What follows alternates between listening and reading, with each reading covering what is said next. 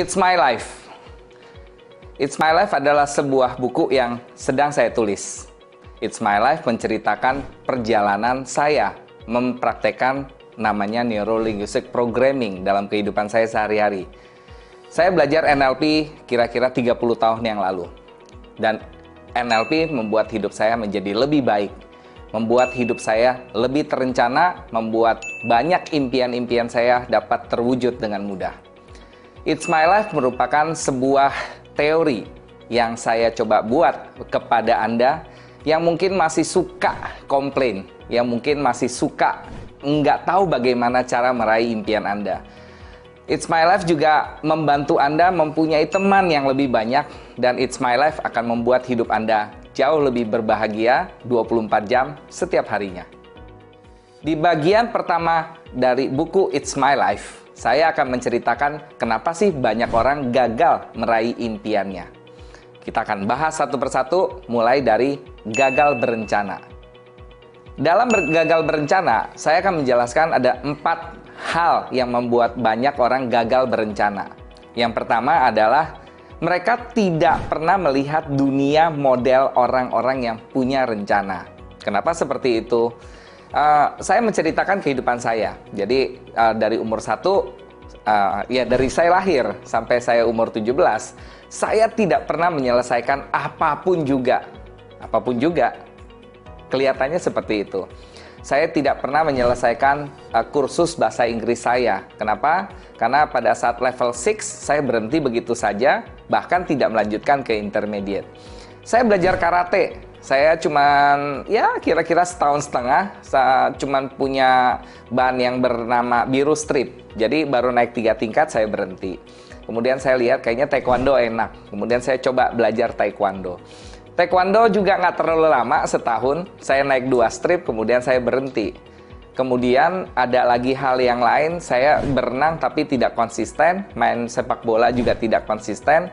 Kemudian bermain dengan teman-teman saya di area lingkungan saya juga cuman kira-kira 3 tahun. Jadi boleh dibilang saya adalah orang yang lebih suka berhenti tidak pada waktunya. Kenapa seperti itu? Ya karena saya tidak pernah, apa sih namanya perencanaan gitu. Apa sih yang namanya impian? Saya nggak punya model itu.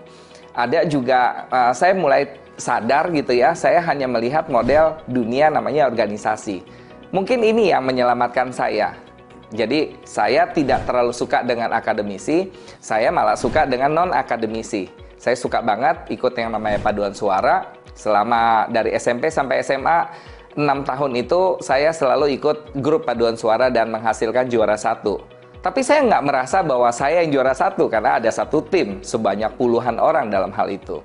Kemudian kalau dalam organisasi saya bagian, sekali lagi bukan tampil pribadi. Saya pernah jadi wakil ketua ospek, saya pernah jadi ketua kerohanian, saya semua bagian dari organisasi. Saya suka mengajar mulai pada saat saya melihat satu orang figur namanya Teddy Nur Cahyawan. Saya kagum sama beliau karena beliau kuliah sekaligus di 3 kampus dan lulus sekaligus 3-tiganya. Saya bukan kagum terhadap akademisinya, saya kagum sama perjuangannya beliau, dan 3-tiganya itu dia dapat beasiswa.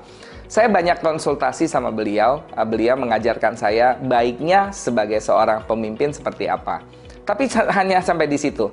Beliau tidak pernah mengajarkan saya namanya perencanaan. Jadi sekali lagi, banyak sekali orang yang gagal meraih impiannya karena satu, memang tidak ada role model, tidak ada yang ngajarin bagaimana membuat sebuah rencana dalam mencapai impiannya.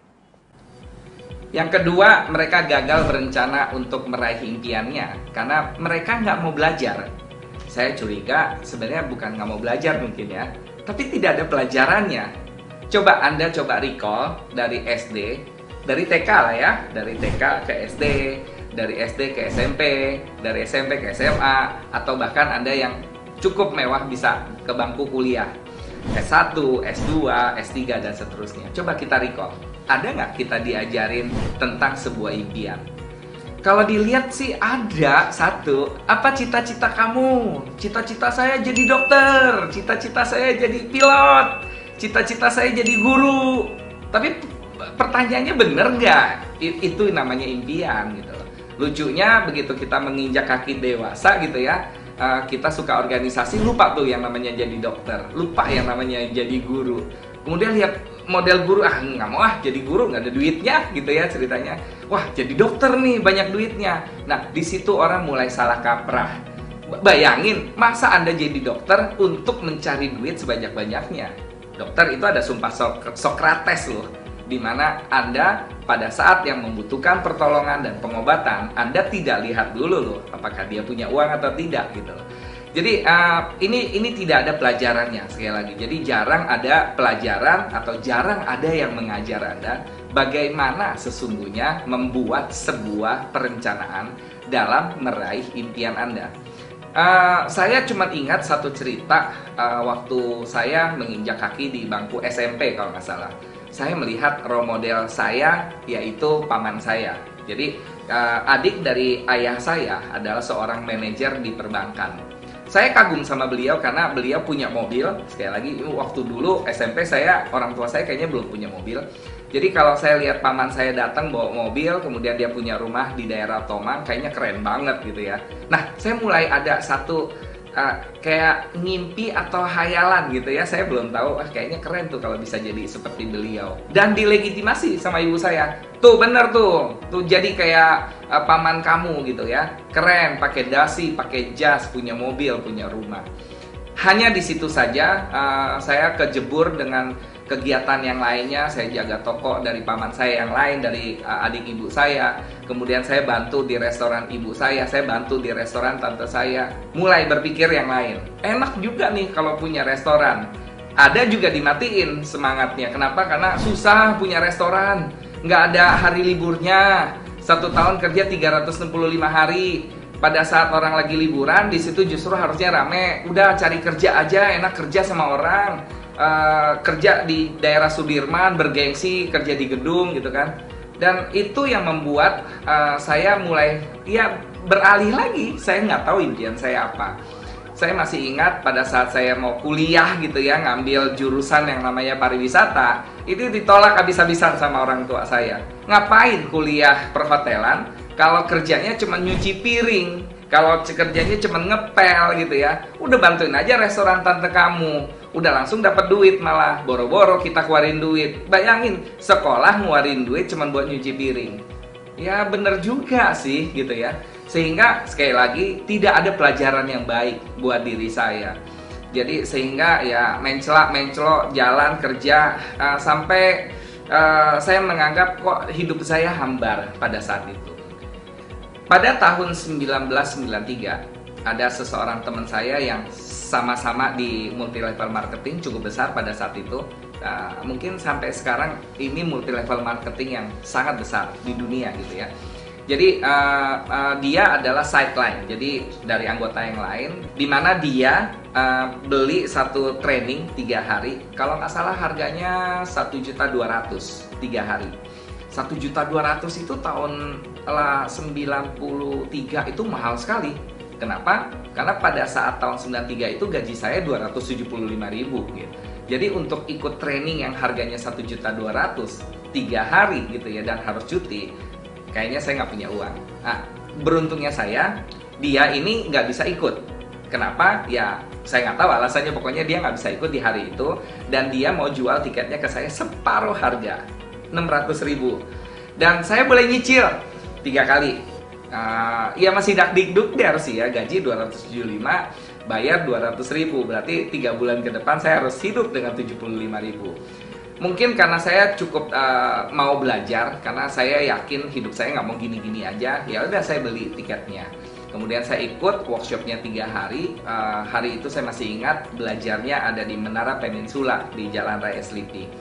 Di hari pertama itu menurut saya dapat turning point. Apa itu turning point? Turning point adalah titik balik hidup saya. Jadi itu pada saat itu kira-kira umur saya 23-an ya, 22 ya. Saya dapat titik balik, kenapa? Karena ini nih yang saya butuhkan. Ternyata dalam membuat sebuah perencanaan yang baik itu ada 11 komponen. Apa tuh 11 komponennya? Yang pertama, Anda harus menyatakan secara positif apa yang Anda mau. sekali lagi. Jadi kalau kita mau membuat sebuah impian, Anda harus punya satu rencana gitu ya, dimana nomor satunya Anda harus menulisnya dalam satu kalimat yang namanya positif. Kenapa seperti itu? Karena otak kita tidak bisa menerjemahkan hal-hal yang negatif. Jadi kalau kita berpikir negatif, kita berpikir positif, dua-duanya masuk ke dalam diri kita. Contoh misalnya, kalau saya minta Anda berpikir minuman yang seger gitu ya, yang dalam botol, yang mereknya warnanya merah, bentuknya teh. Ayo, teh apa? Anda bisa ngebayangin itu bukan? Itu kalimat positif.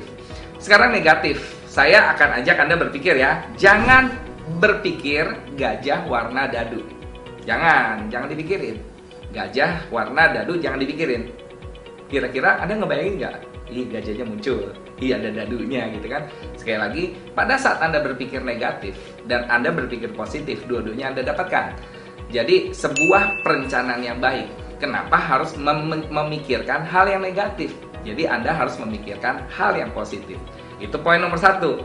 Nomor dua, Anda harus sespesifik mungkin. Jadi, kalau Anda bilang Anda pengen punya mobil, itu belum spesifik. Anda pengen punya mobil Toyota, belum spesifik. Anda pengen punya mobil Toyota Kijang Innova tahun 2019 warna hitam yang matic, yang bensinnya solar. Wah, itu cukup spesifik bukan? Jadi mobil itu tidak spesifik, motor itu tidak spesifik, rumah itu tidak spesifik. Jadi Anda harus menspesifikkan apa impian Anda. Itu yang kedua. Yang ketiga, Anda harus yakin waktu Anda bikin rencana itu Anda punya sumber daya yang Anda miliki untuk mengejar impian Anda. Contohnya misalnya gini, saya mau punya mobil, tapi Anda punya sumber daya, misalnya Anda punya gaji nggak? Iya sih, punya gaji. Kalau kita punya gaji, kita bisa beli mobil nggak? Bisa pasti. Tapi gaji saya masih kecil. Ya, kita tinggal lihat mobil yang cocok dengan gajinya kita, kira-kira mobilnya apa gitu. Tapi kelamaan Pak, mobil saya misalnya Innova harganya 300 juta, gaji saya 1 juta. Kalau nyicil 300 ribu setiap bulan, itu kira-kira 10 tahun aja nggak lunas. Ya udah, turunin lagi, bukan Kijang Innova, mungkin Avanza. Avanza masih mahal, Avanza second yang mungkin 60 juta. Cicilannya naikin bisa nggak 500 ribu? Nah, kira-kira seperti itu. Jadi pada saat Anda punya sumber daya untuk mewujudkan apa yang Anda mau, Anda tinggal atur sedemikian rupa, Anda adjust mana yang harus dikurangin, mana yang harus ditambahin untuk bisa meraih apa yang Anda mau. Jadi itu baru resources masalah materi. Resources yang lain, misalnya saya ingin punya mobil tapi saya nggak punya pekerjaan, kemudian udah kaki lumpuh, tangan nggak ada, mata nggak bisa lihat. Kira-kira lebih susah lagi kan? Jadi sekali lagi, resources itu bukan cuma materi, tapi keinginan kita, kemampuan kita, tenaga kita, pikiran kita, itu juga adalah sumber daya. Itu yang ketiga. Oke. Yang keempat, pada saat Anda ingin membuat sebuah rencana meraih impian Anda harus bisa mengimajinasikan dengan 5 indera Anda. Maksudnya gimana tuh? Kalau saya pengen punya mobil, saya harus bisa membayangkan warnanya seperti apa itu mobil. Kemudian saya harus bisa merasakan seolah-olah saya kayak lagi pegang mobil gitu ya, udah bisa ngedengerin suara mobilnya. Bahkan kalau bisa ada orang yang bilang, wih keren loh, Gendro sekarang udah bawa mobil, kira-kira gitu. Jadi pada saat Anda bisa bereksperience dengan 5 indera Anda, seolah-olah Anda udah memiliki mimpi itu berarti udah 4 komponen dalam membuat rencana yang baik dalam meraih impian Anda. Yang kelima adalah kapan Anda mau wujudkan hal ini? Di mana pada saat Anda itu mau beli? Jadi kapan ya? 3 tahun lagi mungkin nggak ya? Saya nyicil dulu nih DP-nya. Terus pada saat saya beli, kira-kira saya masih tinggal di mana ya? Pada saat saya beli ini, kira-kira mobilnya muat nggak ya di depan rumah saya? Kayaknya asik juga nih. Wah, kalau rumahnya nggak muat, berarti saya mesti ganti rumah dulu nih gitu loh kira-kira. Atau cari tempat parkirannya. Jadi Anda harus bisa ngebayangin itu semua. Itu yang kelima. Oke? Yang keenam adalah sesuatu yang betul-betul Anda inginkan. Sesuatu yang benar-benar Anda yang kontrol. Misalnya gini, saya pengen beli mobil. Kenapa? Ya karena bapak saya suruh beliin mobil gitu. Terus kamu mau beliin nggak? nggak mau. Kenapa?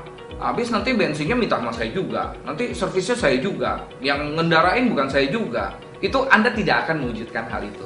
Jadi sesuatu yang benar-benar Anda mau. Sekali lagi ya, bukan yang orang lain minta gitu kan. Kecuali yang orang minta itu adalah sesuatu yang ingin Anda kabulkan.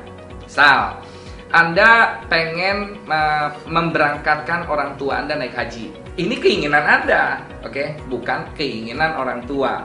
Kalau orang tua bilang, ayo kamu bisa nggak berangkatin orang tua naik haji? Terus kita mikir, keren kali ya kalau saya bisa ngeberangkatin orang tua naik haji. Ya mah, saya akan kerja mati-matian buat mama sama papa bisa naik haji. Itu keinginan kita. Sekali lagi, memang diprovokasi oleh orang tua. Tapi apakah itu keinginan Anda nantinya?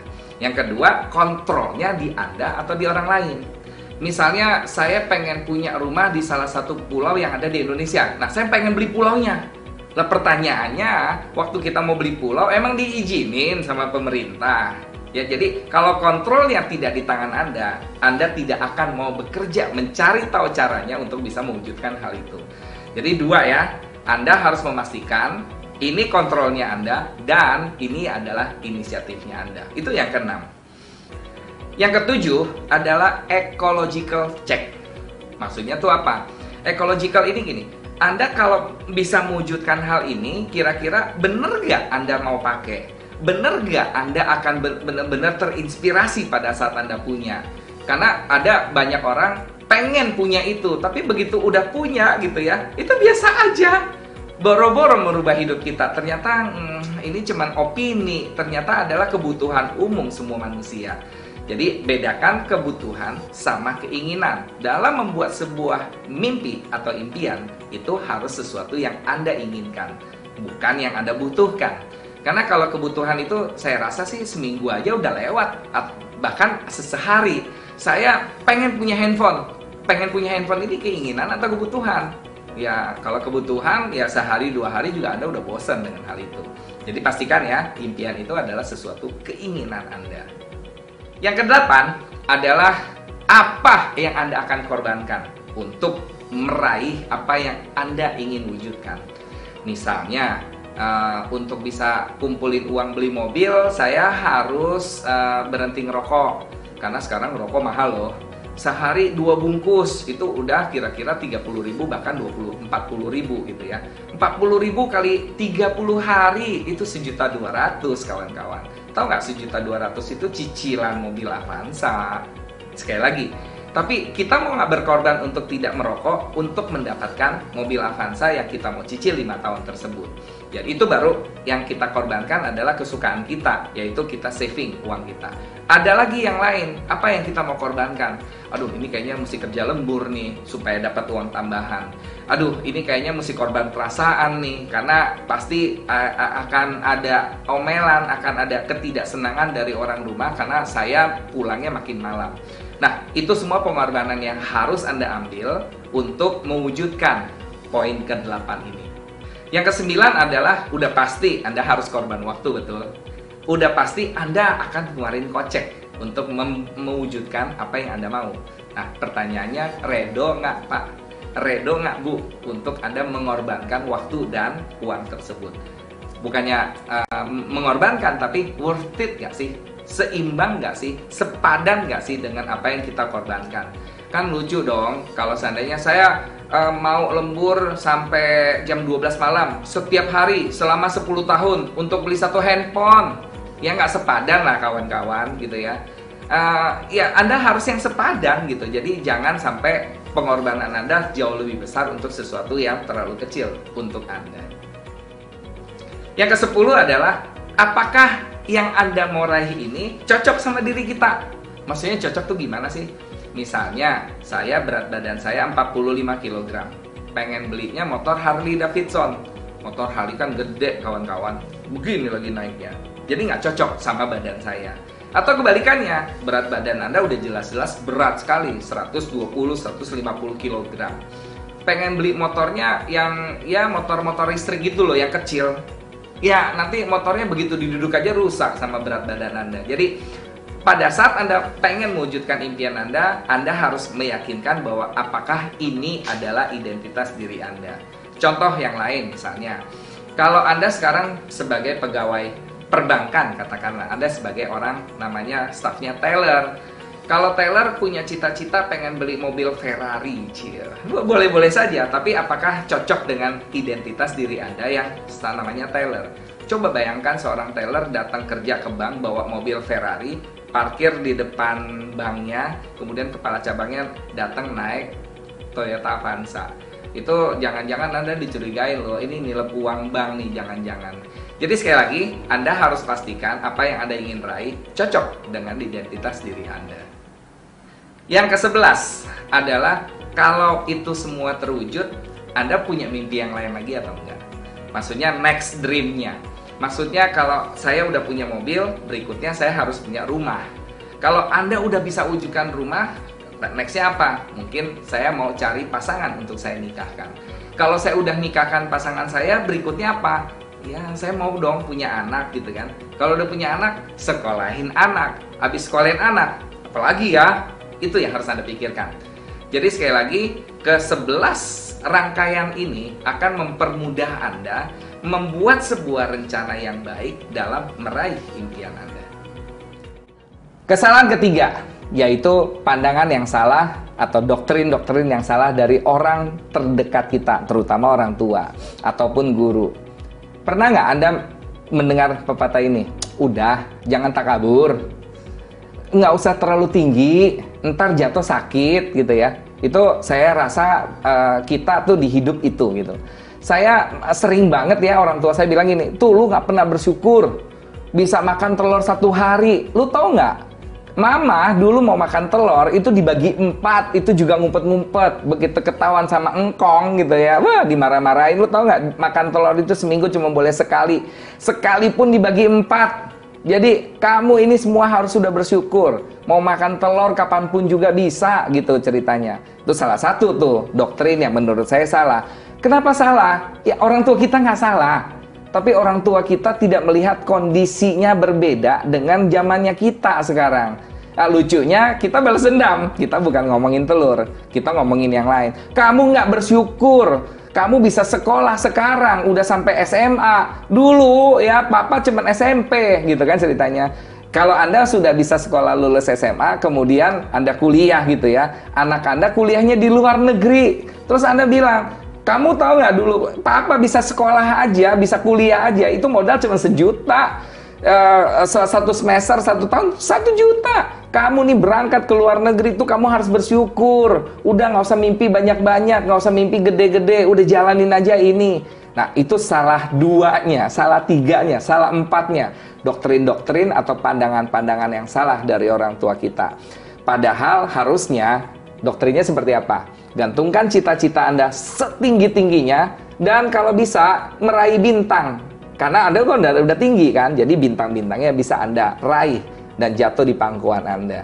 Tapi memang di Indonesia ini nggak seperti itu. Doktrin-doktrin ini bisa seperti ini, apa penyebabnya? Apa penyebab pandangan-pandangan salah dari keluarga kita? Karena mereka sempat mengalami yang namanya penjajahan 3,5 abad. 3,5 abad tuh kawan-kawan, 350 tahun.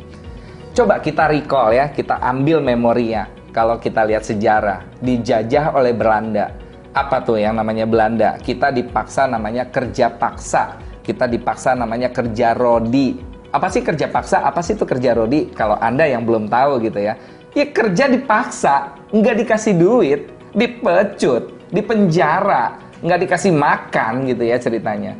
Jadi begitu mati dibuang, cari lagi anak muda gitu. Itu penjajahan yang sangat luar biasa, apalagi Romusa. Katanya sejarah 300 tahun dijajah sama Belanda itu jauh lebih baik dibanding 3,5 tahun dijajah sama Jepang. Itu namanya kerja Romusa, lebih sadis lagi. Jadi orang tua kita boro-boro dikasih bermimpi. Orang tua kita itu ngumpet-ngumpet, nggak dapat bagian untuk kerja Romusa, nggak dapat bagian untuk kerja paksa. Mereka udah luar biasa. Jadi kalau kita lihat penduduk Indonesia separuhnya ada di Pulau Jawa. Jadi nggak heran kawan-kawan, di Pulau Jawa ini masih banyak doktrin-doktrin kalau lulus sekolah yang diincar adalah pegawai negeri. Yang diincar adalah kerja gitu. Ya, kenapa kerja? Kenapa kerja? Kenapa kerja? Ya balik lagi, karena memang 3,5 abad kita dijajah. Tidak ada namanya wirausaha. Jadi kalau dilihat, ya beruntunglah Padang, yang karena saya dengar penjajahan itu tidak segitu dramatisnya di Pulau Jawa. Jadi banyak sekali entrepreneurs kita datangnya justru dari kota Padang. Jadi kenapa China itu juga terkenal dengan yang namanya entrepreneurship? Ya balik lagi, karena memang mereka tidak terlalu banyak dijajah seperti negara kita. Jadi sekali lagi, nggak perlu salahkan generasi-generasi lama, yang penting kita sekarang udah tahu kenapa kita lahir dengan kondisi seperti ini. Jadi kita cukup memaklumi, tapi ada baiknya mungkin kita harus mereview, kita harus membongkar ulang cara berpikir kita untuk tidak cuman kerja, tapi kita udah harus berpikir apa yang kita mau perbuat, apa yang kita mau ciptakan, baik buat tempat kerja kita, baik buat tempat kerja Anda sendiri, baik buat diri Anda. Jadi entrepreneurship itu bukan cuma punya usaha sendiri. Entrepreneurship itu adalah tentang menciptakan sesuatu. Nanti saya sharingkan di bagian-bagian berikutnya. Oke, jadi supaya Anda tidak cepat menyerah, Anda harus menghargai proses, Anda harus menghargai pencapaian, dan Anda harus terus menghargai diri Anda sendiri sedikit walaupun demi sedikit. Nah, untuk membuat Anda tidak cepat menyerah, saya kasih satu kiat. Namanya chunking down. Jadi ini sebuah pelajaran yang saya dapatkan pada tahun 93 waktu itu. Jadi yang masih ingat kan cerita saya dapat satu tiket yang dijual harga separuh dan bisa dicicil 3 kali. Saya percaya ilmu itu masih saya bawa sampai sekarang, dan itu ilmu yang paling sering saya lakukan sepanjang hampir 30 tahun saya mengenal NLP. Apa sih namanya chunking down? Chunking down itu adalah ilmu mereteli. Chunking down itu dalam bahasa Inggris lain katanya breakdown, ya, dibongkar. Jadi kalau saya ibarat kata saya punya mobil, saya pretelin nih semua mobilnya sampai semua komponen tidak ada yang nyangkut jadi satu. Jadi kalau masih ada komponen baut sama murnya masih sambung, itu masih 2 komponen. Anda harus lepaskan baut sama murnya. Sama ringnya, ya itu berarti sudah terlepas semuanya, tidak ada satupun yang bersatu. Itu berarti Anda sudah berhasil membuat chunking down. Paham?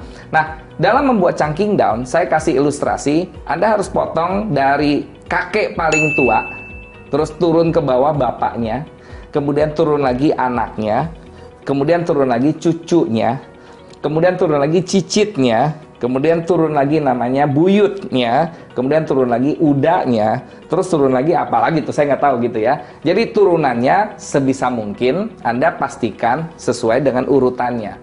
Misal, kalau mobil saya bagi jadi 6. Oke, yang pertama ada namanya kerangka. Yang kedua ada namanya kaki. Yang ketiga ada namanya eksterior. Yang keempat ada namanya interior. Yang kelima adalah mesin. Yang keenam adalah electricity. Jadi ada 6 bagian dari sebuah mobil. Sekarang saya turunin.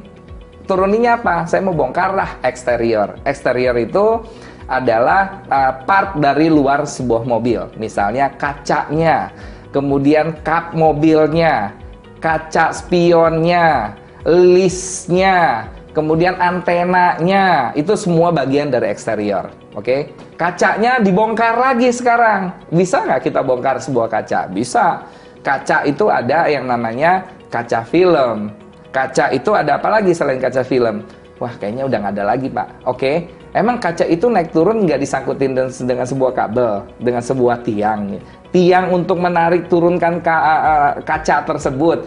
Jadi selama masih tersangkut dengan bagian itu, Anda bongkar. Itu namanya chunking down, Bapak Ibu. Jadi saya ulang, kalau saya mau punya mobil, saya harus menyicil 1.200.000. Untuk bisa saya menyicil 1.200.000, saya harus berhenti merokok 2 bungkus 1 hari. merokok 2 bungkus 1 hari berhenti, ternyata masih kurang 200.000. Kalau gitu saya harus lembur sehari 2 jam. Selama 10 hari itu akan dapat 200.000. Cukup 1.200.000? Iya, kayaknya cukup. Berarti yang harus Anda lakukan untuk punya cicilan 1.200.000 adalah berhenti merokok 2 bungkus 1 hari dan lembur selama 10 hari kali 2 jam, 1.200.000. Ditabungnya di mana ya? Kalau bisa ditabung yang susah diambil. Jadi jangan bikin ATM-nya, jangan punya mobile banking-nya, jangan gampang dipindahin ke OVO, Dana, Kak GoPay dan kawan-kawan. Karena kalau gampang dipindahin kepake lagi karena banyak promo kawan-kawan. Jadi dibongkar sedemikian rupa sehingga Anda punya roadmap. Dan kalau roadmap itu Anda punya, Anda bisa ngelihat ini progresnya seru ya, udah 30% ya, tinggal 70% lagi. Fight! Kira-kira gitu. Tapi kalau Anda nggak punya ini semua, Anda nggak tahu Anda udah capai seberapa jauh. Anda juga nggak paham ini masih lama atau masih deket ya. Tiba-tiba ya godaan itu sedemikian cepatnya. Dan itu yang akan membuat Anda tidak fokus untuk meraih impian Anda. Itu namanya chunking down. Yang berikutnya adalah kadang-kadang manusia ini nggak bisa membedakan mana impian dan mana hayalan. Ayo, apa bedanya impian sama hayalan? Jadi bahkan yang lebih dramatis adalah Anda nggak bisa bedain mimpi sama impian. Mimpi sama impian beda nggak? Beda. Mimpi itu tidak disengaja, sedangkan impian itu harus disengaja. Jadi kalau mimpi ini gini,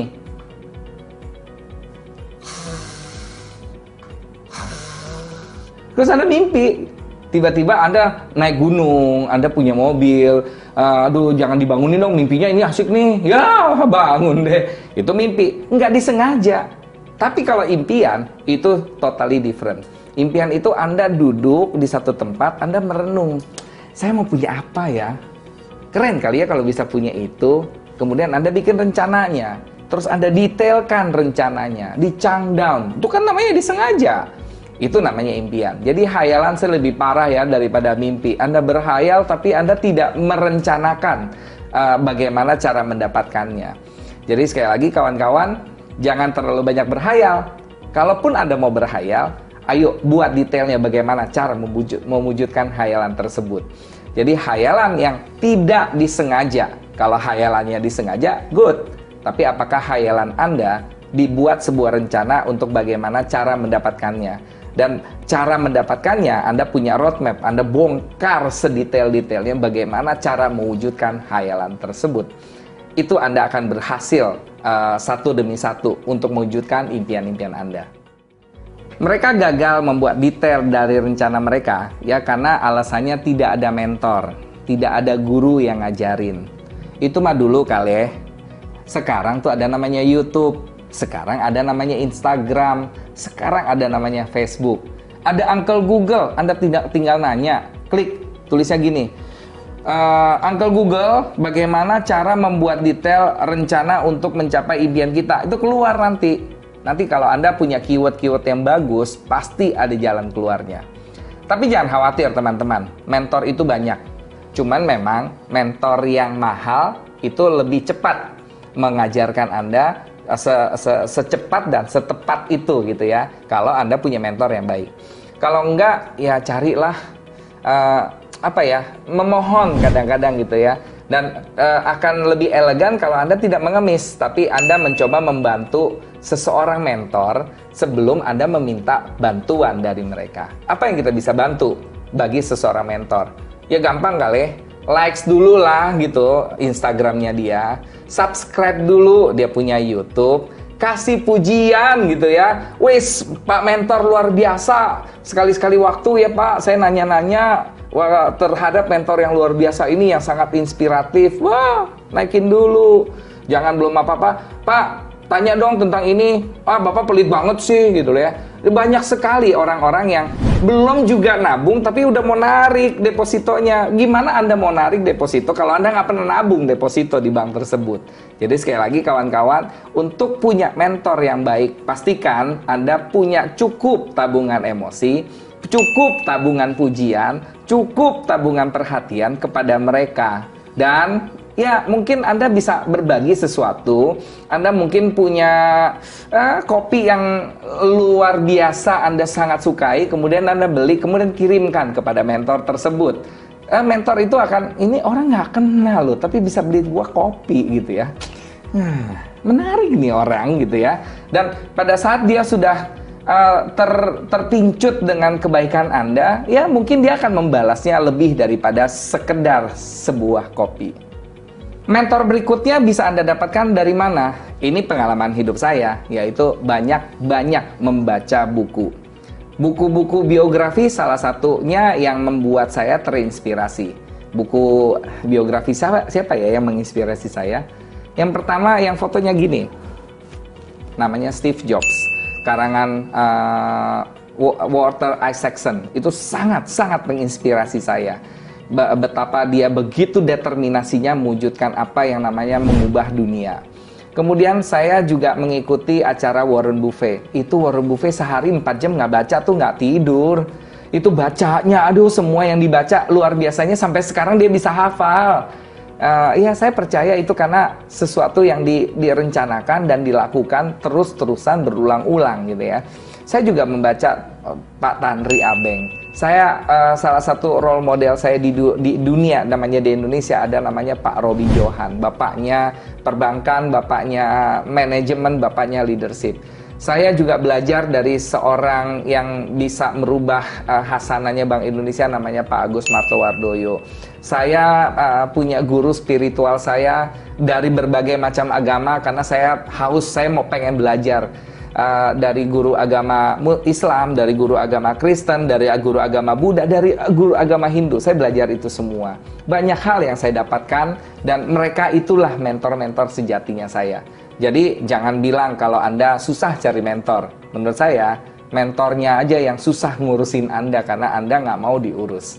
Sekali lagi, pastikan Anda buka horizon Anda, baca buku lebih banyak, berteman dengan orang-orang luar biasa. Orang-orang yang punya hubungan dengan orang-orang luar biasa juga itu salah satu aksesnya. Jadi sekali lagi, jangan menyerah mencari mentor yang bisa mengubah hidup Anda. Jadi setelah Anda punya mimpi, impian, kemudian Anda bikin rencananya dengan sebaik-baiknya, kemudian Anda bongkar sedetail-detailnya, selanjutnya apa? Latihan. Sering Anda latihan, sesering Anda latihan, makin sering Anda latihan, Anda akan jadi suka pertama. Kemudian setelah Anda suka, Anda udah makin terbiasa. Jadi bahasa saya permanen. Practice makes permanen. Jadi kalau kita udah biasa melakukan sesuatu, Anda jadi permanen. Bayangkan kalau kita ngetik sekarang kan QWERTY itu udah hafal dong ya. A itu di mana? Di sini. B itu di mana? Di sini. C itu di mana? Di sini. D itu di mana? Di sini, gitu ya. Anda udah hafal. Kenapa? Karena udah permanen di kepala kita. Jadi sesuatu yang sudah permanen di dalam subconscious, saya akan mengatakan berarti itu karena Anda latihan. Jadi mengapa ya secepat itu? Tapi 20 tahun yang lalu kawan-kawan, handphone kita nggak QWERTY. 20 tahun yang lalu handphone kita tuh Nokia sejuta umat. A, B, C, D, E, F, G, H, I, J, K, L gitu ya. Kekuatannya 1 jempol kata orang. Bayangin SMS pakai 1 jempol gitu. Sekarang enggak, semuanya begini. 2 jempol, bukan 10 jari. Jadi sekali lagi, apa yang sudah jadi permanen karena sesuatu yang Anda biasakan. Dan biasakan terus membuat detail-detail dari perencanaan Anda untuk membuat sebuah impian. Saya percaya akan mempermudah Anda sekarang. Bukan? Mengapa orang sering gagal juga dalam membuat detail dari rencananya? Adalah mereka tidak paham bahwa detail ini ada satu kesatuan yang lebih besarnya, yang saya namakan chunking up. Sebelum saya bahas tentang chunking up, saya akan bahas chunking itu dibagi jadi 3 bagian. Yang pertama namanya chunking up, yang kedua namanya chunking lateral, dan yang ketiga namanya chunking down. Di sesi sebelumnya, kita sudah membahas namanya chunking down. Jadi bagaimana membuat sebuah strategi yang harus dipecah menjadi strategi terkecil. Semakin kita tahu bagaimana cara preteli, bagaimana membongkar cara-caranya untuk mencapai rencana, kita akan lebih tidak tersesat. Sekarang, tapi ada pertanyaan dari beberapa klien saya. Coach, saya sudah punya rencana, saya sudah mengerjakan bahkan rencana tersebut. Tapi kenapa kok ujung-ujungnya kayak mentok gitu ya? Maksudnya mentok gini, mereka tidak melihat gambar besarnya bahwa kalau ini cita-cita tercapai, selanjutnya mesti ngapain. Jadi banyak orang kurang besar mimpinya, kurang besar sekali lagi mimpinya. Jadi kalau saya ceritakan misalnya saya pengen punya cita-cita beli mobil. Terus Anda sudah tuh membongkarnya dengan sangat baik. Anda mau nyicilnya sebulan 1.200.000. Untuk mendapatkan 1.200.000-nya Anda menyimpan tabungan 300.000. Kemudian Anda mau kerja lembur dapat 400.000. Kemudian Anda mau berhenti ngerokok dapat uang 500.000. Kemudian Anda mendapatkan sisihan dari hasil penjualan online Anda 100.000, sehingga Anda mendapatkan 1.200.000 buat cicilan mobil. Nah, pertanyaannya, kadang-kadang nih orang begitu dapat mobil kok kayaknya ya udah gitu aja gitu. Lucunya mobil udah didapat, cicilannya belum lunas. Betul kawan-kawan? Cicilannya 5 tahun nih ceritanya. Mobil sih udah dapat, semangat. Tapi cicilannya 5 tahun lagi gitu. Nah, bayangin, orang yang sudah dapat mobil harusnya kan senang.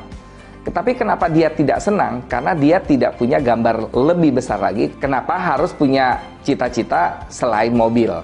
Waktu itu saya pernah bicara dengan salah satu teman saya. Pak, saya mau punya cita-cita beli mobil. Oke, gajinya sekarang berapa? Ya sekitar 4-5 juta. Oke, 4-5 juta bisa beli ya kira-kira mobil yang seharga mungkin 50 jutaan. Ada? Ada. Oke, sekarang mobil 50 jutaan, kira-kira cicilannya berapa? Kira-kira 1 juta kali 3 tahun. Oke, pertanyaannya, saya tahu pekerjaannya dia, gitu. Pekerjaannya dia tidak memakai mobil. Pekerjaannya dia memakai motor. Karena pekerjaannya adalah surveyor. Pertanyaannya, kalau dia punya mobil, sedangkan pekerjaannya adalah surveyor, kemudian mobilnya dipakainya kapan? Ya Sabtu Minggu lah coach, buat keluarga. Oke, buat keluarga. Berarti Anda hanya pakai mobil ini cuma Sabtu Minggu. Nah, ini namanya chunking up. Chunking up adalah pada saat kita punya mimpinya terwujud, Anda harus meyakini bahwa ini benar-benar mimpi yang Anda mau gitu. Sabtu Minggu Anda pakai buat buat keluarga, ke mall, ke tempat wisata. Sabtu Minggu ya, sekali lagi ya. Senin sampai Jumat mobilnya diapain? Ya udahlah diparkirin aja. Oke. Kira-kira ada biaya maintenance nggak dari sebuah mobil? Nggak tahu coach. Kira-kira berapa oli yang harus dibayar untuk sebuah mobil? Katakanlah per 5.000 km itu harus ganti oli. Kemudian bensinnya tuh berapa? Kemudian tolnya tuh berapa? Apakah Anda semua siap untuk membiayai kepemilikan mobil tersebut? Yang lebih parah lagi apa? Senin sampai Jumat mobil nggak dipakai. Kalau kira-kira ada saudara mau minjem, dikasih nggak ya? Iya juga sih ya, dikasih. Terus biasanya saudara kalau minjem bensinnya dibalikin nggak? Iya ya, kadang-kadang nggak dibalikin. Loh kok jadi ribet sih punya mobil? Udah nanti dipinjemin nggak dimarahin, malah berantem sama saudara. Kalau dipinjem nanti bensinnya nggak dibayarin, jadi kita jadi biaya. Kemudian ada maintenance-nya. Aduh, pusing. Kayaknya bukan mobil deh yang saya mau. Terus apa dong? Kalau punya uang 1.200.000 daripada cicil mobil 3 tahun, kenapa enggak cicil rumah 10 tahun? Iya ya, mendingan beli rumah ya. Oke, perbandingannya apa? Kalau beli mobil sama beli rumah, mobil banyak biayanya, sedangkan kalau beli rumah ada kenaikan harganya dari capital gain. Karena rumah setiap tahun minimal naik 10%, bahkan kadang-kadang bisa 15 atau 20%. Iya sih, mendingan beli rumah ya daripada ngontrak melulu. Dengan modal 1.200.000 kali 10 tahun, Anda bisa punya rumah. Oke, sekarang kayaknya rumah aja deh. Oke, kalau rumah kira-kira cicilan 1.200.000, rumahnya harus diisi atau enggak? Ini sih coach jadi bikin kita pusing. Itu namanya chunking up, teman-teman.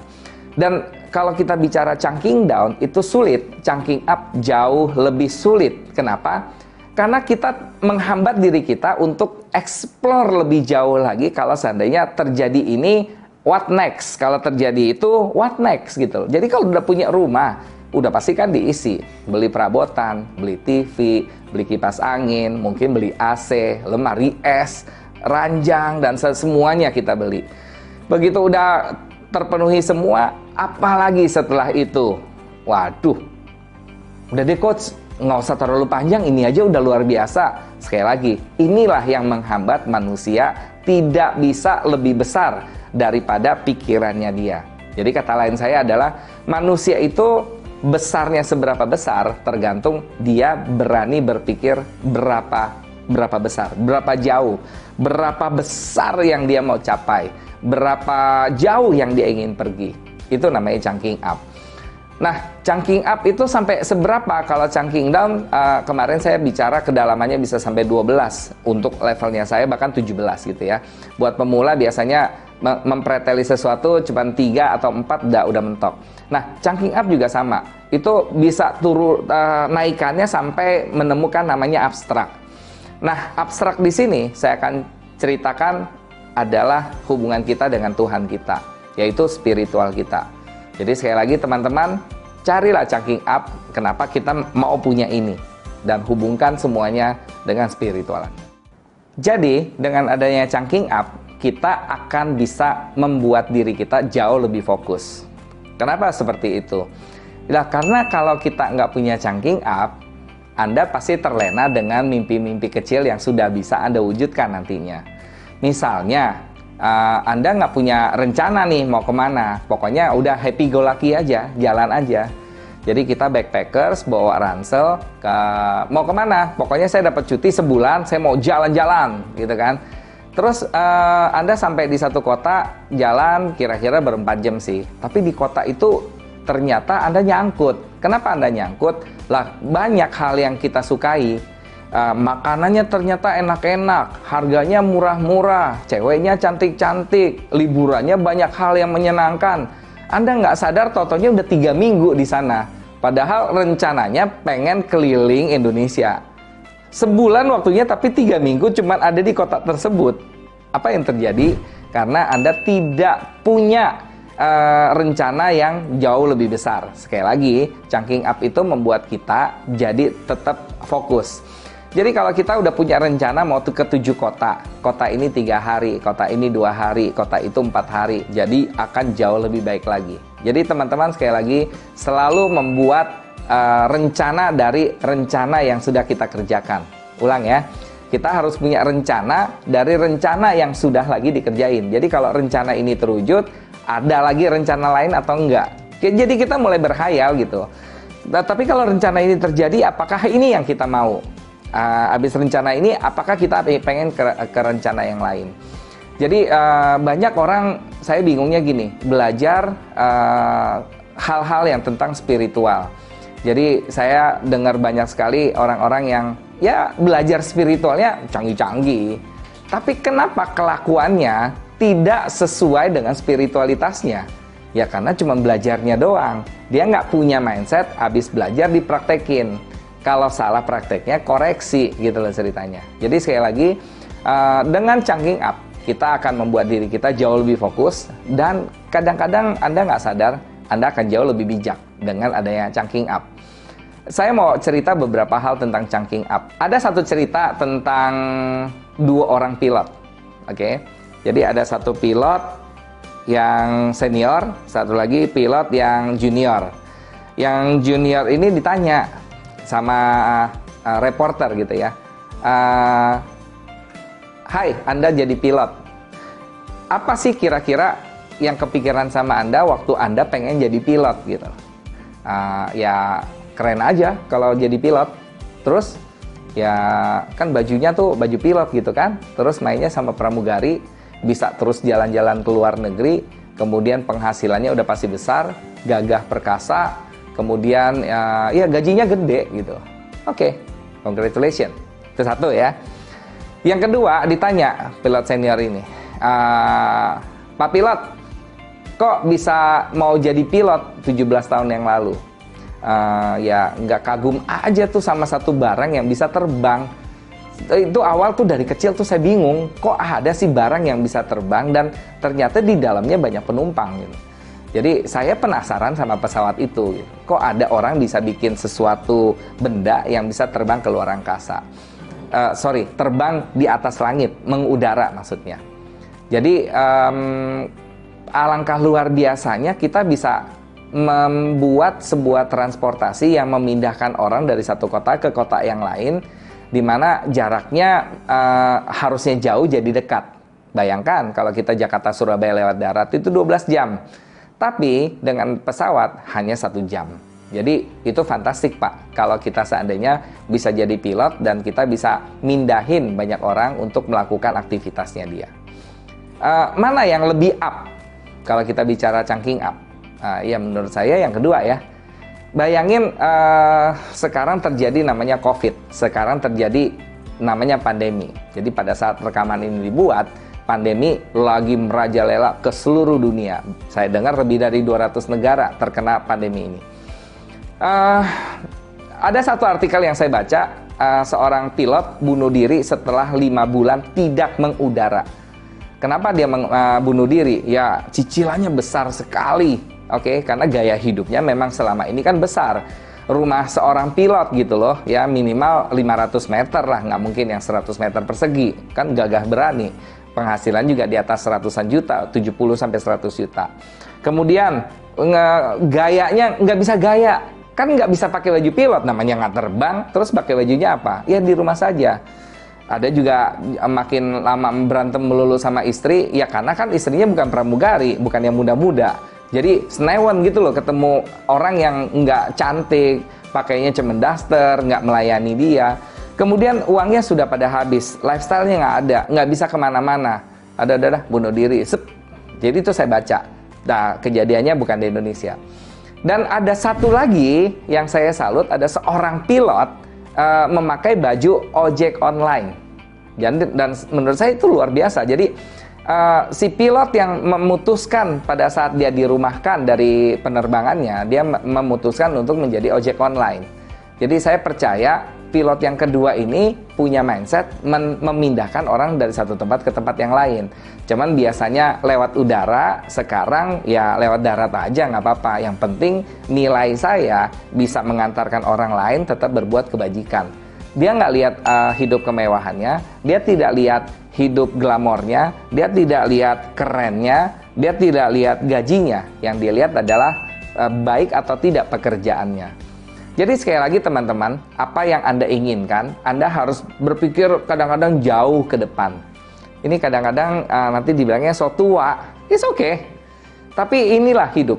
Jadi kenapa banyak orang yang bisa fokus mencari apa yang dia mau, dia tetap bisa semangat, dia tetap bisa gembira dengan semua situasi dan kondisi.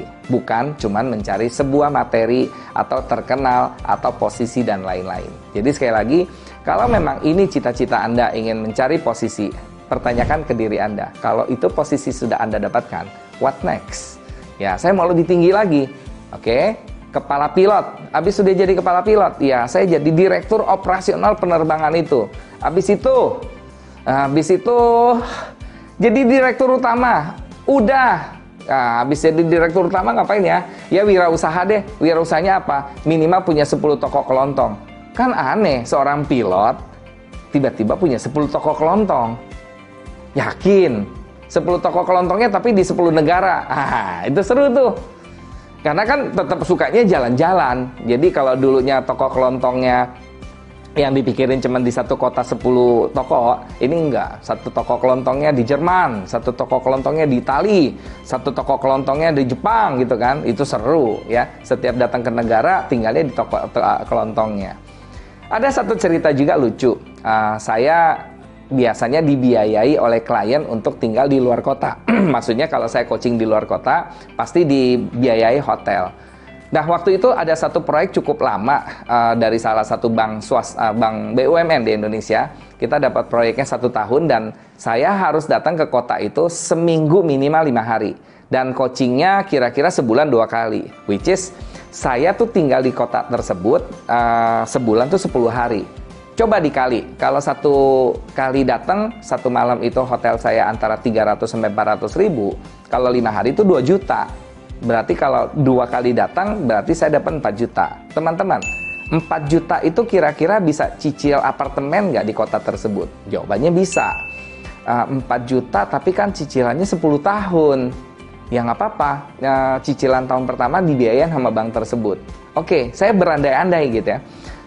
Beli apartemen sih paling 1,5 juta, cicilannya udah dapat kalau ukuran buat saya sendiri gitu kan.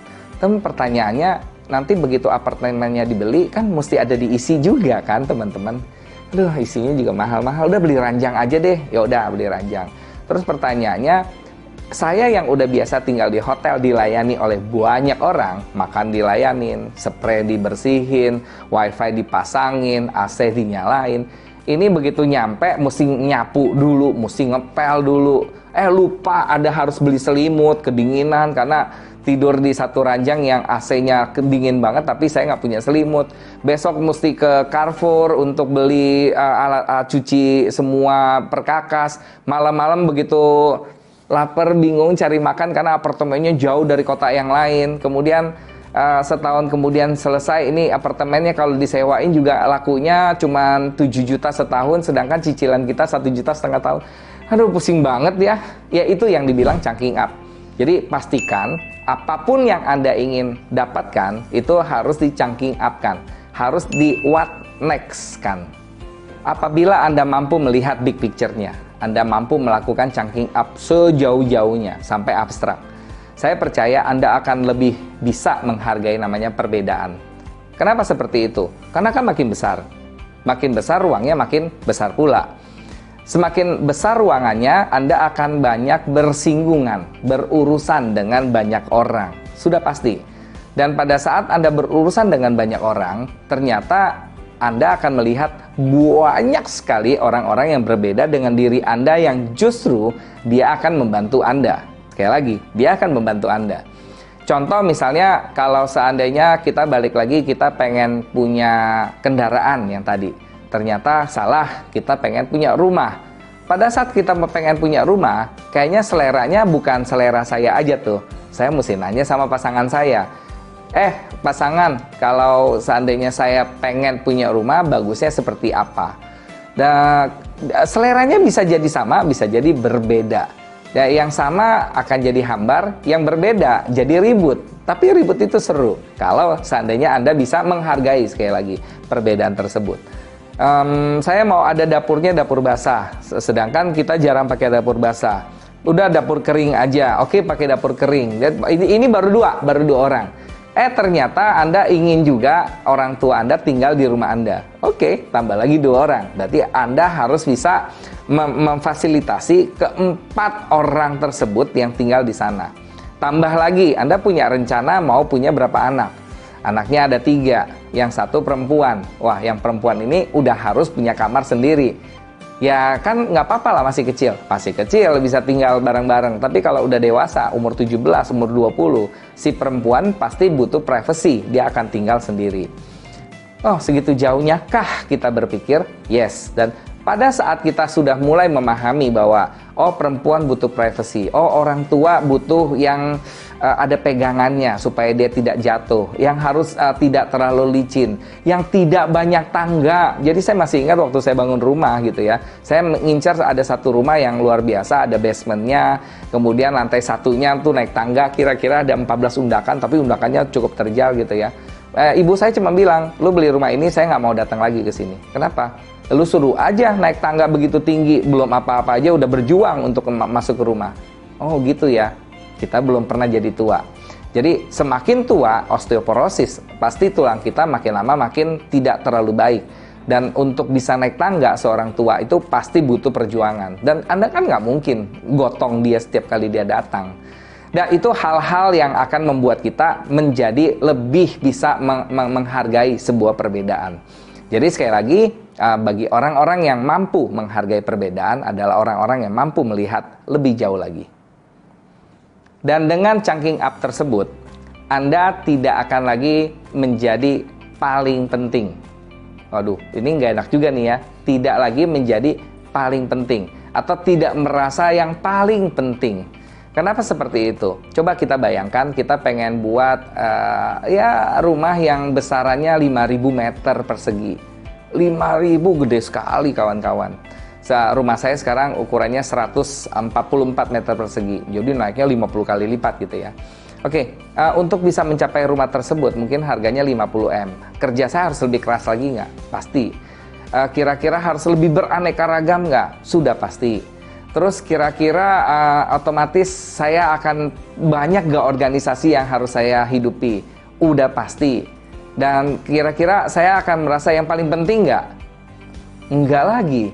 Karena begitu saya pengen punya rumah yang lebih besar, suddenly ada tim saya yang di bawah yang dulu rumahnya 20 meter pengen jadi 100 meter. Yang 100 meter pengen jadi 500 meter. Dan ini banyak orang-orang penting jadinya dalam mewujudkan mimpinya Anda juga. Terus mimpinya Anda ini mewujudin mimpinya siapa gitu loh. Iya ya, kan saya mensupport negara ini. Negara ini jauh lebih besar dibanding Genro. Kemudian kalau saya udah bisa mensupport negara ini, ya otomatis negara ini harus bisa jadi abang angkatnya dari negara ASEAN misalnya. Waduh, berarti saya bisa ke Taiwan nih, saya bisa ke Thailand nih, saya bisa ke Vietnam nih. Dan apakah saya menjadi paling penting? Jadinya enggak. Anda akan merasa semakin kecil. Anda akan merasa Anda semakin menjadi bagian dari bumi ini, bagian dari 7,5 miliar manusia, di mana Anda punya kontribusi di A, ada orang kontribusi di B, ada orang kontribusi di C, dan seterusnya. Sekali lagi, dengan ada mimpi yang sangat besar dan Anda tarik terus sampai ke abstrak, Anda akan paham bahwa kita ini adalah bagian dari dunia ini yang sangat luar biasa. Sehingga Anda tidak menjadi merasa paling penting. Bayangkan kalau seandainya Anda adalah orang yang merasa paling penting di dunia ini. Kalau nggak ada saya mah nggak bakal bisa dia begini. Kalau nggak ada saya mah nggak bakal dia bisa begitu, gitu kan. Apa yang terjadi kalau Anda punya rasa itu? Itu namanya kesombongan. Dan pada saat Anda sombong, saya kasih tahu Anda tidak akan pernah berasa bahwa Anda sudah mulai sombong. Dan pada saat orang mulai menegur Anda, sombong nih. Enggak kok, saya nggak sombong, biasa aja. Kenapa? Karena memang itulah rasa sombong. Sombong itu tidak akan pernah diakui oleh diri kita sendiri. Dan saya percaya kesombongan itu terjadi karena mimpi Anda masih terlalu kecil. Jadi punyalah mimpi yang lebih besar, capailah mimpi yang jauh lebih besar lagi apabila Anda telah mencapai mimpi-mimpi yang sebelumnya. Jadi buat Anda yang sudah punya mimpi-mimpi yang sudah terwujud, ya saya challenge Anda untuk ayo dong keluar dari garis Anda, keluar dari zona nyaman Anda untuk buat something yang jauh lebih besar lagi. Contoh misalnya, kalau seandainya ada satu orang lulusan dari luar negeri dikuliahin sama orang tuanya, di mana orang tuanya punya satu restoran, di mana restoran ini adalah restoran warisan dari orang tua sebelumnya, jadi dari kakek atau neneknya. Kemudian begitu si orang ini pulang ke Indonesia, kemudian dia dengan konsep manajemen bisnisnya, kemudian ekuivalennya, cara berpikir eksponensialnya, si anak ini berhasil menjadikan restoran orang tuanya atau restoran keluarganya dia punya cabang 50. Kira-kira keren nggak tuh anak? Keren banget. Kira-kira dia ngebandingin diri dia sama siapa? Ya dengan orang tuanya lah. Orang tuanya cuma satu, saya udah 50 nih. Saya cuma mau kasih tahu Anda yang sudah punya cabang restoran 50. Anda belum sebesar Kentucky Fried Chicken. Anda belum sebesar McDonald yang punya cabang sudah ratusan ribu di seluruh dunia. Jadi kalau Anda ngebandinginnya sama yang lebih kecil, ya itulah mulai terjadi kesombongan diri Anda. Tapi kalau Anda bilang, aduh baru 50, harus fight 1000 gitu kan, naikin 20 kali lipat. Kalau udah 1000, ada yang 100.000. Oke, kejar lagi gitu. Dan saya percaya pada saat mimpi kita buat diri kita masih kecil, kesombongan itu ya nggak ada. Nggak percaya? Saya tanya sama Anda. Kalau Anda di ATM Anda, sekarang Anda masuk ke ATM, duitnya tinggal 37.000. Rasanya tuh apa ya? 37.000 kawan. Masukin 37.000. Itu mau diambil aja nggak bisa. Karena minimum pecahannya 50.000. Yang saya nggak tahu kalau di luar kota, daerah-daerah tertentu masih ada 20.000. 50.000 mau diambil nggak bisa karena saldonya 37.000. Kira-kira Anda di ATM, Anda tutup-tutupin nggak layarnya? Iyalah, supaya nggak ketahuan orang lain kan. Tutuplah. Jangan sampai kelihatan nih, malu 37.000. Nggak bisa diambil. Sekarang dibalik, kalau seandainya Anda datang ke ATM, saldo Anda 37 miliar. Kira-kira mungkin Anda, ini saldo gue segini. Oh, masih banyak. Terus ngambilnya juga santai. Wah, seolah-olah dunia ini milik Anda gitu. Oke, jadi sekali lagi kawan-kawan, Anda pada saat menjadi sombong itu karena Anda menganggap itu sudah paling besar yang pernah Anda capai. Jadi sekali lagi, ini bukan perjalanan mencari harta setinggi-tingginya, bukan. Buat saya adalah perjalanan hidup Anda, apakah sudah memberikan dampak yang lebih besar kepada banyak orang. Jadi kita udah lewatin dua hal. Jadi yang pertama, kita harus tahu rencana hidup kita apa. Kita harus tahu impian kita apa. Yang kedua, kita harus tahu bagaimana membuat rencana detailnya. Jadi strateginya apa, bongkarannya apa, langkah demi langkahnya apa untuk mewujudkan mimpi tersebut. Tapi ada satu pertanyaan, itu dua udah dilakuin Pak, tapi kayaknya mentok gitu. Bukannya enggak, saya mikirin Pak mau punya keluarga, saya mikirin Pak mau punya rumah, saya mikirin Pak mau naik peringkat, tapi ya mentok aja gitu, kayaknya stuck hidup saya gitu. Dan itu jawabannya adalah karena belum paham yang strategi ketiga, yaitu sudahkah Anda memanfaatkan 5 indera yang sudah Tuhan kasih kepada kita? Ya, banyak yang jawab gini, ya udahlah, kan mata buat dilihat, kuping buat mendengar, ya, telinga buat mendengar, kulit atau hati buat merasa, kemudian hidung untuk mencium dan lidah untuk mengecap. Iya, tapi apakah Anda paham sepaham-pahamnya bahwa 5 indera ini sudah betul-betul terbuka? Ibarat kata sebuah komputer atau laptop itu kan ada 5 lubang, betul? Keren juga ya, kayak 5 indera gitu ya. Komputer untuk bisa download aplikasi masuk ke kepala kita ada yang namanya CD-ROM, ada namanya USB, ada namanya LAN card, ada namanya Wi-Fi, dan ada namanya Bluetooth.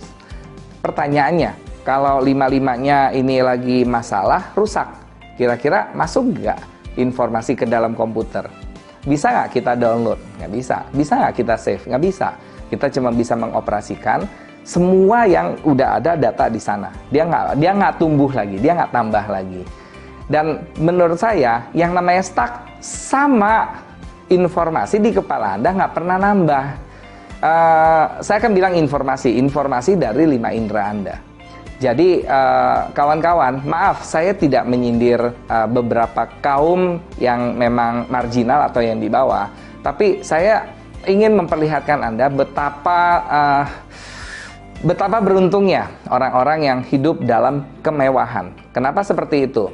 Pak, bayangin orang-orang yang hidup di keluarga mewah, dia mendapatkan kesempatan untuk, misalnya lidah ya, dia mendapatkan kesempatan untuk minum air putih, minum wine, minum beberapa minuman yang lain, minum berbagai macam minuman. Namanya hidupnya mewah, kok apa aja minum dia bisa minum, sehingga dia kaya terhadap lidah. Nah, makanan dia nggak cuma warteg, dia bisa makan warteg yang harganya 15.000 sekali makan di tahun 2020, tapi dia juga pernah makan yang harganya 15 juta. Satu steak harganya 15 juta. Rasanya gimana ya steak yang harganya 15 juta dengan daging yang ada di warteg? Udah pasti beda coy gitu ya. Yang di warteg itu gigitnya itu perlu perjuangan teman-teman, 48 kali kunyah. Wah, penuh perjuangan. Yang 15 juta tidak ada perjuangan sama sekali. Begitu masuk ngeces, itu kayak lumer mulut, enak banget 15 juta. Sehingga dia punya range. Dia pernah masuk makanan 15 juta, 1.500.000, 500.000, 10.000. Jadi kalau ditanya makanannya enak gak? Ya segitulah, yang di sini, yang segini, yang segini. Sedangkan Anda yang belum punya kesempatan, keberuntungan untuk hidup mewah, semua makanan kayaknya enak. Kenapa? Lu setiap hari makanannya itu kok. Jadi ketemu yang ini enak, ketemu yang itu enak. Semua makanan nggak ada yang enak. Nggak ada yang nggak enak maksudnya. Semuanya jadi enak karena Anda tidak punya range, Anda tidak punya data yang lebih banyak. Kuping juga sama. Saya challenge, Anda pernah nggak mendengar suara yang keluar dari sound system yang harganya, speakernya 1,2 miliar? 1,2 miliar. Itu speaker doang kawan-kawan, 2 speaker. Jangan yang 1,2 miliar deh. Pernah dengar nggak 7.1 Bose? Jadi Bose itu punya speaker yang 7.1. 7.1 maksudnya ada 7 speaker dengan 1 subwoofer. Itu harganya sekitar ya kisaran 50-75 juta. Belum pernah juga sih. Anda pernah punya home theater audio Samsung yang harganya 1.900.000? Nah itu saya pernah dengar. Coba teman-teman rasain perbedaan di kuping Anda. Anda udah pernah dengar yang 1.500.000 home theater, terus Anda cobain naik kelas ke Bose, itu kemudian Anda cobain high fidelity yang 1,2 M. Kuping Anda kayaknya nggak bakal bisa terima lagi tuh yang namanya Samsung.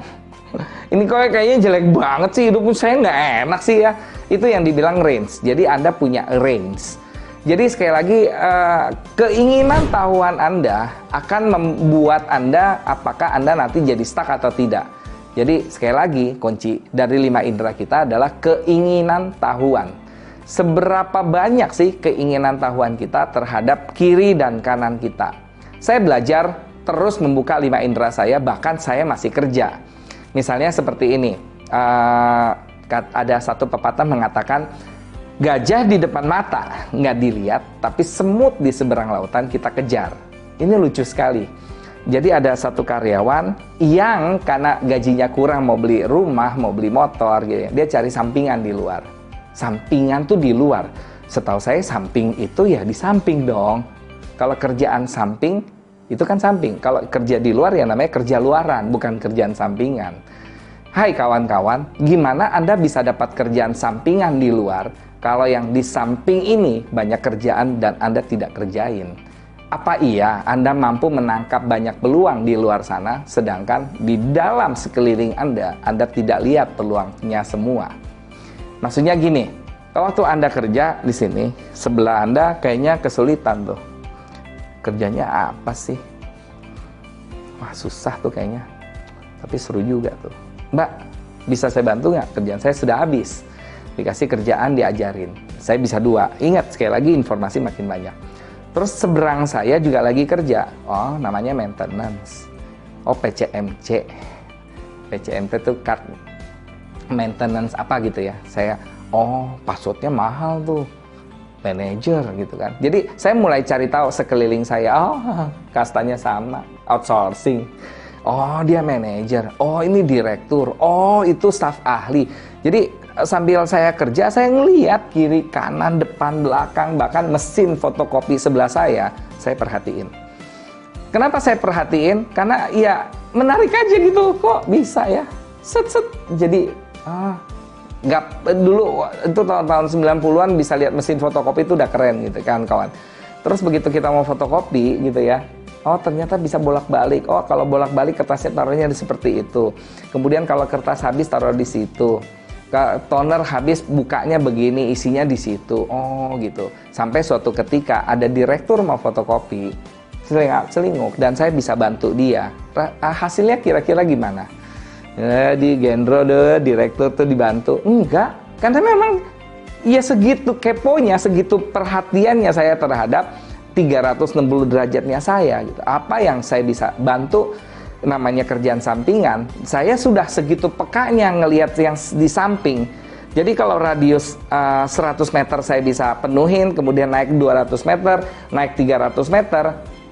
Hari ini kepedulian saya bukan cuman perusahaan saya, bukan cuman keluarga saya, bukan cuman negeri saya. Itu kata-katanya masih banyak saya-sayanya. Tapi pada saat Anda sudah paham bahwa yang Anda kerjakan ini bukan lagi saya, maka Anda sudah lebih peka, sudah lebih besar informasinya. Dan karena saya bisa melatih kepekaan saya tersebut, itulah akhirnya saya dapat penilaian kondite yang sangat baik dari perusahaan. Bahkan kenaikan gaji saya jauh lebih sering dibanding teman-teman saya yang tidak punya kepedulian yang lebih besar. Tapi habis dari situ apa Pak? Sekali lagi, jadi bukan cuma tempat kerja, saya mulai lihat kiri kanan saya apa yang saya bisa bantu. Dan semakin keinginan tahuan saya makin banyak, semakin saya dapat informasi. Dan semakin banyak informasi yang saya masuk, sehingga saya bisa menyambungi, menjabani semua pembicaraan yang sedang terjadi. Sehingga ada beberapa staff saya kalau ikut saya pergi networking gitu ya, ngomongin film saya ngerti karena saya punya klien production house. Ngomongin energi, wah, karena saya kenal Profesor John yang sedang main energi. Tiba-tiba ngomongin aplikasi, aplikasi, saya sudah blockchain gitu kan. Kemudian banyak hal. Jadi beberapa staff saya bilang, ini Pak Gendro kok banyak tahunya? Iya karena saya buka mata saya, kuping saya, rasa saya. Jadi bukalah itu semua sehingga tidak, sekali lagi, memakai kacamata kuda saja.